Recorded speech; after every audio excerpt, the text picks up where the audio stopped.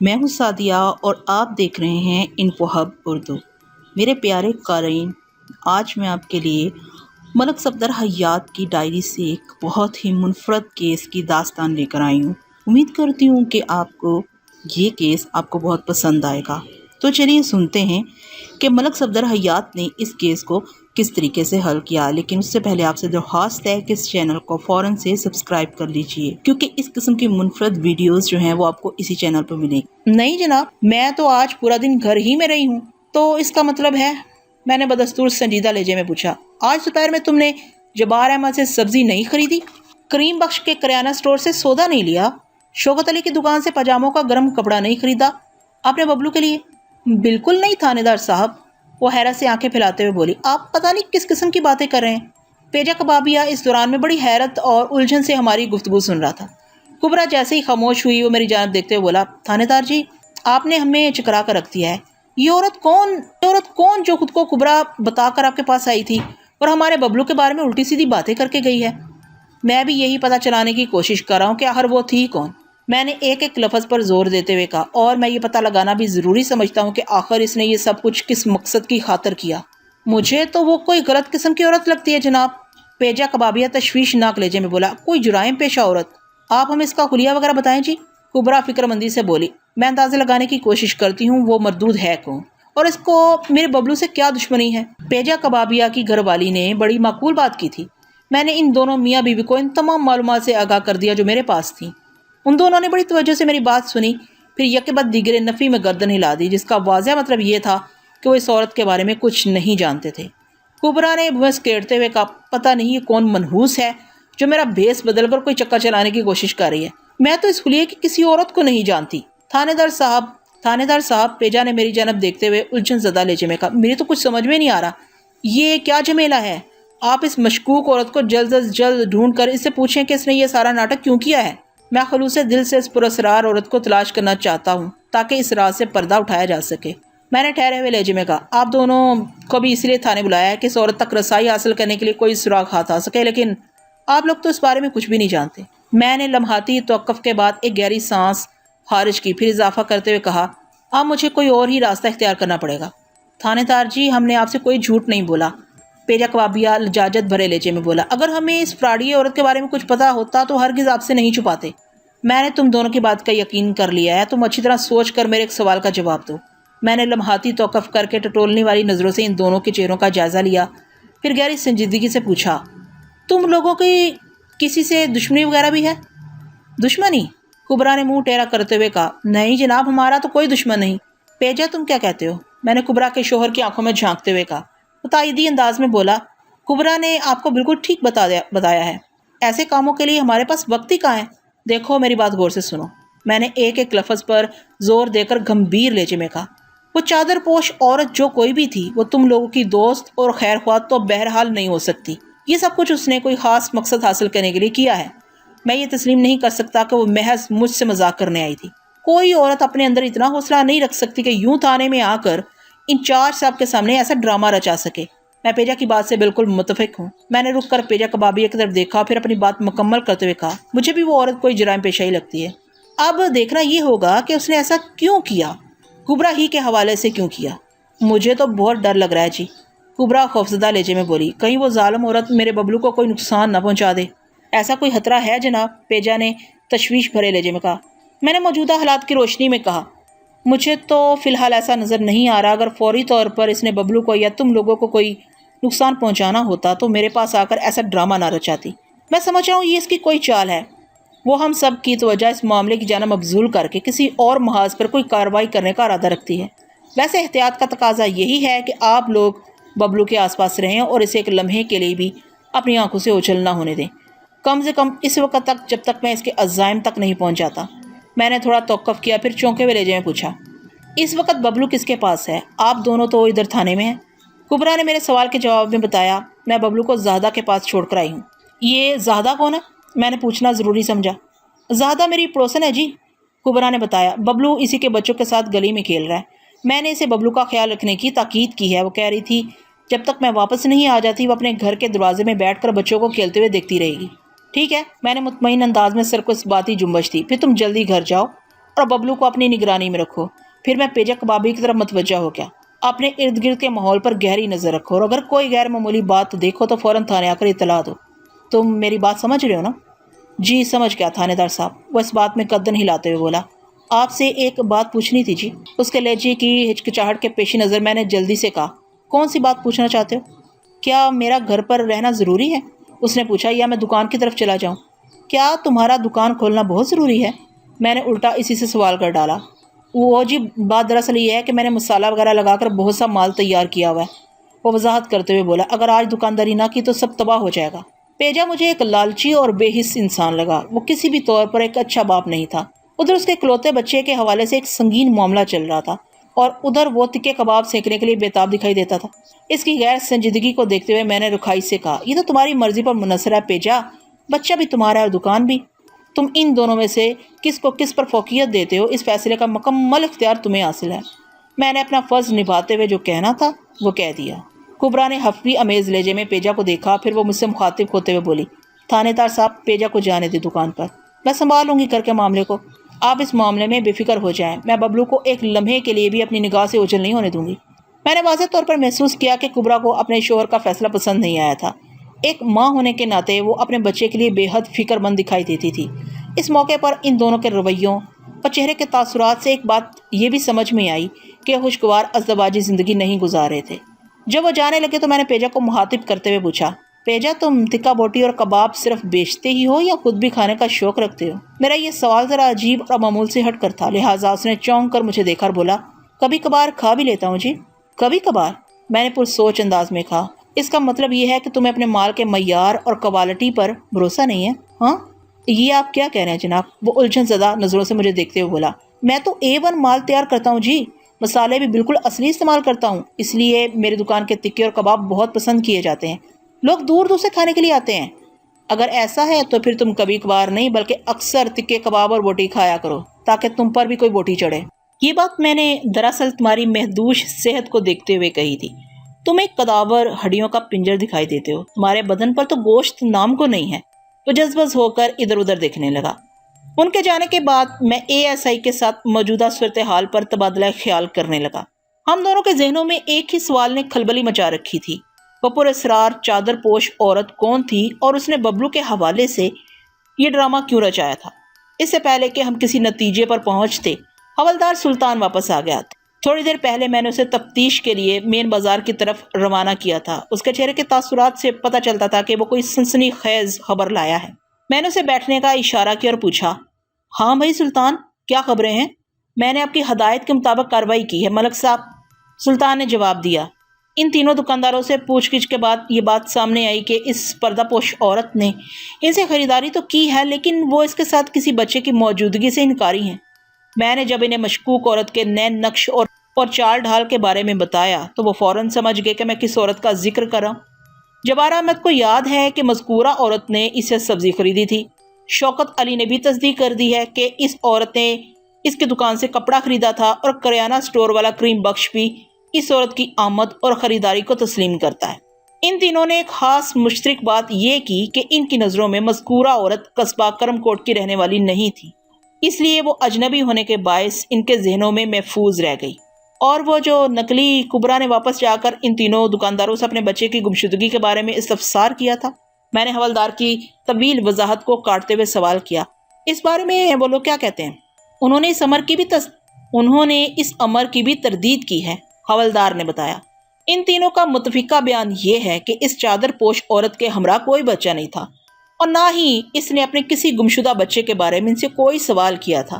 البتہ وہ سانس لینے کے لیے متوقف ہوا۔ البتہ کریم بخش کریانہ فروش نے ایک نئی اور عجیب بات کی ہے۔ کیسی عجیب بات ہے؟ میں نے اضطراری لہجے میں پوچھا۔ حوالدار نے بتایا، کریم بخش کے مطابق اس عورت کے ساتھ ایک کالا کلوٹا مرد بھی تھا۔ مجھے ایک جھٹکا سا لگا، یہ ایک بالکل نئی بات سامنے آئی تھی۔ میری طرح ASI بشارت بھی چونک اٹھا اور حیران نظروں سے حوالدار کو تکنے لگا۔ میرے ذہن میں ایک ہلکی سی چبھن ہو رہی تھی۔ میں نے اس چبھن کو رفع کرنے کے لیے حوالدار سلطان سے پوچھ لیا، کیا جبار سبزی فروش اور شوکت علی کلاتھ مرچنٹ نے بھی اس کالے کلوٹے شخص کی تصدیق کی ہے جس کا ذکر کریم بخش نے کیا ہے؟ جی نہیں، حوالدار نے نفی میں گردن ہلائی۔ اس سلسلے میں ان دونوں نے اپنی لا علمی کا اظہار کیا ہے۔ کریم بخش نے کالے کلوٹے شخص کے بارے میں اور کیا کیا بتایا؟ میں نے تشویش بھرے لہجے میں استفسار کیا۔ حوالدار کے انکشاف نے صورتحال کو اور سنگین بنا دیا تھا۔ اگر واقعی اس مشکوک عورت کے ساتھ کوئی آدمی بھی تھا تو پھر یہ معاملہ کہیں زیادہ گمبھیر ہو جاتا تھا اور بڑے یقین کے ساتھ کہا جا سکتا تھا کہ کچھ نہ کچھ ہونے والا ہے۔ میرے سوال کے جواب میں حوالدار نے بتایا، ملک صاحب، میں کریم بخش کو اپنے ساتھ لے آیا ہوں تاکہ آپ اسے ضروری سوال جواب کر سکیں۔ کہاں ہے وہ؟ میں نے جلدی سے پوچھا۔ سلطان نے بتایا، وہ باہر برآمدے میں بینچ پر بیٹھا ہوا ہے۔ ٹھیک ہے، اسے میرے پاس بھیج دو، میں نے ٹھہرے ہوئے لہجے میں کہا۔ حوالدار سلطان جی ملک صاحب کہتے ہوئے کمرے سے نکلا اور چند سیکنڈ کے بعد وہ کریم بخش کو میرے سامنے لے آیا۔ میں نے مخصوص اشارہ کر کے حوالدار کو جانے کی اجازت دے دی۔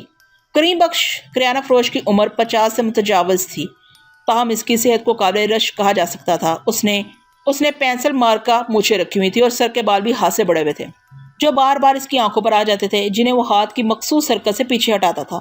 میں نے کریم بخش کو ایک کرسی پر بٹھایا اور رسمی الیکس لیک کے بعد اصل موضوع کی طرف آتے ہوئے کہا، میں دراصل اس مشکوک چادر پوش عورت کے بارے میں معلومات اکٹھا کرنے کی کوشش کر رہا ہوں جس نے تمہاری دکان سے کچھ سودا خریدا تھا۔ میری نظروں میں وہ کوئی اچھی عورت نہیں۔ مجھے پتا چلا ہے وہ اس علاقے کی بھی رہنے والی نہیں، یقیناً وہ کسی خاص مقصد کے تحت یہاں آئی ہے۔ اگر اس کی نیت بری ہے تو پھر ہم سب کو محتاط رہنا چاہیے۔ آپ بالکل ٹھیک کہہ رہے ہیں تھانے دار صاحب، وہ تائیدی انداز میں گردن ہلاتے ہوئے بولا۔ احتیاط تو بہت اچھی چیز ہے، اس کی وجہ سے انسان بہت سی مصیبتوں سے بچ جاتا ہے۔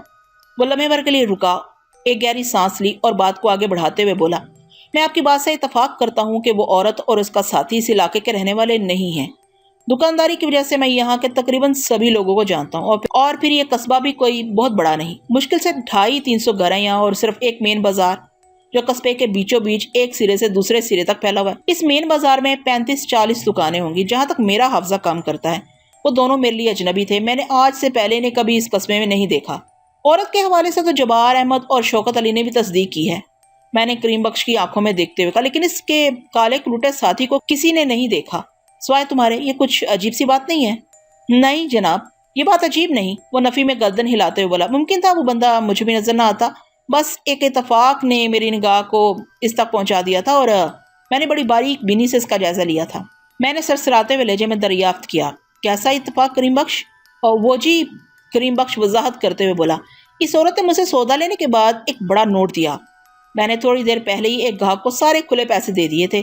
میرے پاس چھوٹے نوٹ اتنے نہیں تھے کہ میں سودے کی قیمت کاٹ کر بڑے نوٹ میں سے اسے باقی پیسے دے سکتا۔ میں نے اسے صاف صاف کہہ دیا، بی بی کھلے پیسے دو، میرے پاس چینج نہیں ہے۔ اس نے کہا، تو ٹھیک ہے، تم سودا دے دو، میں کل تمہیں پیسے دے دوں گی۔ میں نے کہا، بی بی میں تمہیں نہیں جانتا، آج پہلی مرتبہ دیکھا ہے، میں تمہیں ادھار سودا نہیں دے سکتا۔ یہ کہتے ہوئے میں نے سودے والا تھیلا اس کے ہاتھ سے لے لیا۔ چند لمحات تک متذبذب رہنے کے بعد اس نے کہا، ٹھیک ہے، میں اپنے آدمی سے کھلے پیسے لے کر آتی ہوں۔ وہ ایک طرف گئی، میری نظر نے اس کا تعاقب کیا۔ تھوڑے فاصلے پر ایک آدمی کھڑا تھا، وہ عورت مذکورہ آدمی کے پاس پہنچی، ان دونوں میں کچھ بات چیت ہوئی۔ میں اتنے فاصلے سے ان کی آواز نہیں سن سکتا تھا۔ پھر اس وقت مجھے حیرت کا جھٹکا لگا جب وہ دونوں چپ چاپ ایک جانب جانے لگے۔ وہ عورت مجھ سے تو یہی کہہ کر گئی تھی کہ اپنے آدمی سے کھلے پیسے لینے جا رہی ہے، مگر ایسا نہیں ہوا تھا۔ مجھے یہ سب بہت عجیب لگا، میں نے اپنے بزرگوں سے سن رکھا ہے۔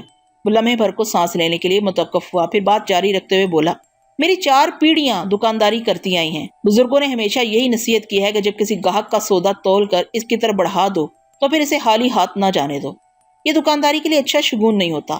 جب وہ دونوں تلا ہوا سودا چھوڑ کر جانے لگے تو اپنے بزرگوں کی کہی ہوئی یہ بات میرے دماغ میں گونجنے لگی۔ میں نے اپنے بیٹے عارف کو دکان کا خیال رکھنے کو کہا اور خود سودے والا تھیلا اٹھا کر ان دونوں کی طرف لپکا۔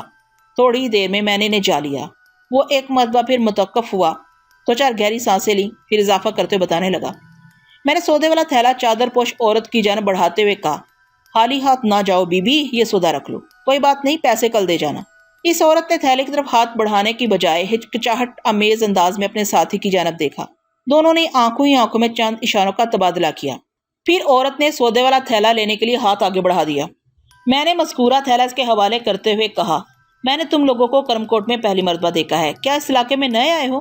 اس مرتبہ مرد نے جواب دیا، تمہارا اندازہ بالکل درست ہے، ہم چند روز پہلے یہاں آئے ہیں، ادھر مسجد بلال والی گلی میں ہمارا گھر ہے۔ تمہارے اخلاق اور رویے نے ہمیں بہت متاثر کیا ہے، اب تو ہم سارا سودا تمہاری ہی دکان سے لیا کریں گے، کیوں کبرا؟ بات کے اختتام پر اس کالے بجنگ آدمی نے سوالیہ انداز میں چادر پوش عورت کی طرف دیکھا تو اس نے جلدی سے اس بات میں گردن ہلا دی۔ وہ سودا لے کر آگے بڑھ گئے اور میں خوشی خوشی اپنی دکان پر آ گیا۔ یہ ہے ساری کہانی تھانے دار صاحب۔ خاصی دلچسپ اور سنسنی خیز کہانی ہے کریم بخش، میں نے معنی خیز انداز میں کہا۔ اگر اس کہانی میں تم نے رنگ امیزی نہیں کی تو سمجھو تمہاری جان چھوٹ گئی، اور اگر کہیں کوئی ملاوٹ ہے تو پھر تمہیں… میں نے دانستہ دھمکی امیز انداز میں جملہ ادھورا چھوڑا تو وہ اپنی آنکھوں پر سے بالوں کو ہٹاتے ہوئے جلدی سے بولا، میں بڑی سے بڑی قسم کھانے کو تیار ہوں جناب، میں نے آپ سے ایک ذرا سی بھی غلط بیانی نہیں کی۔ قسم کھانے کی ضرورت نہیں کریم بخش، میں نے ٹھہرے ہوئے لہجے میں کہا، تمہارے بیان کو چیک کرنے کے لیے میرے پاس اور بھی بہت سے طریقے ہیں، میں فی الحال تمہاری بات کا یقین کر رہا ہوں، بعد میں جو بھی نتیجہ نکلے گا دیکھا جائے گا، تم بھی یہاں ہو اور میں بھی۔ میں نے دانستہ کریم بخش کے ساتھ قدرے سخت رویہ اختیار کیا تاکہ اگر وہ کوئی گڑبڑ کر رہا ہو تو راہ راست پر آ جائے۔ ویسے مجھے کبھی امید تھی وہ دروغ گوئی کا استعمال نہیں کر رہا ہوگا، لیکن احتیاط کے تقاضے اپنی جگہ پر مسلم ہیں۔ بعض اوقات کسی بات کا پکا یقین ہونے کے باوجود بھی اسے شک کی نظر سے چیک کرنا پڑتا ہے۔ میرے خاموش ہوتے ہی وہ تشکرانہ انداز میں بولا، بہت بہت شکریہ جناب کا۔ کریم بخش، میں نے گہری سنجیدگی سے کہا، تمہیں اس کالے کلوٹے آدمی کو بہت قریب سے دیکھنے کا موقع ملا ہے، ذرا اس کے خلیے، وضاقتہ اور پہناوے کے بارے میں مجھے بتاؤ۔ اس کی شخصیت میں کوئی ایسی خاص بات جو تم نے دیکھی ہو جو اس کی تلاش میں مددگار ثابت ہو سکتی ہو؟ چند لمحات کی پرسوچ خاموشی اختیار کرنے کے بعد وہ بتانے لگا، رنگت توے کے مانند سیاہ، آنکھیں سرخ، قد ٹھگنا، سر کے بال سولجر کٹ، بھاری بھرکم گھنی مونچھیں۔ اس نے سفید شلوار اور قمیض پہن رکھی تھی، پاؤں میں کوئی چپل تھی۔ اس کی قمیض کی سامنے والی جیب میں نیلے رنگ کا ایک چھوٹا کنگا بھی تھا، ہاتھ چھوٹے چھوٹے اور خاصے پھولے ہوئے جیسے ان پر ورم وغیرہ۔ تمہارا مشاہدہ تو بہت قوی ہے کریم بخش، میں نے یہ ساری تفصیل ایک کاغذ پر نوٹ کرتے ہوئے کہا، تم نے واقعی بڑی باریک بینی سے اس بندے کا جائزہ لیا ہے، ان اشاروں کی مدد سے تو اس بندے کی تصویر بھی بنائی جا سکتی ہے۔ وہ اپنی اس تعریف پر خوش ہوا اور نہ ہی ناخوش۔ بڑے تأمل سے اس نے میرا تبصرہ سنا اور میرے خاموش ہوتے ہی پوچھنے لگا، اب میرے لیے کیا حکم ہے سرکار؟ میں نے الٹا اسی سے پوچھ لیا، تم یقیناً واپس جانا چاہو گے؟ ہاں جی، آپ نے بالکل درست اندازہ لگایا ہے، وہ اس بات میں سر ہلاتے ہوئے بولا۔ ادھر دکان پر عارف اکیلا ہے، دکانداری اس اکیلے کے بس کا کام نہیں، بیچارہ بڑی مشکل سے سنبھل رہا ہوگا۔ اور پھر اس نے ذرا رک کر ایک بوجھل سانس خارج کی، پھر اضافہ کرتے ہوئے بولا، ابھی تھوڑی دیر میں شام ہونے والی ہے، رات کا اندھیرا جیسے ہی پھیلنے لگتا ہے میں دکان بند کر دیتا ہوں، عارف میری واپسی کا انتظار کر رہا ہوگا۔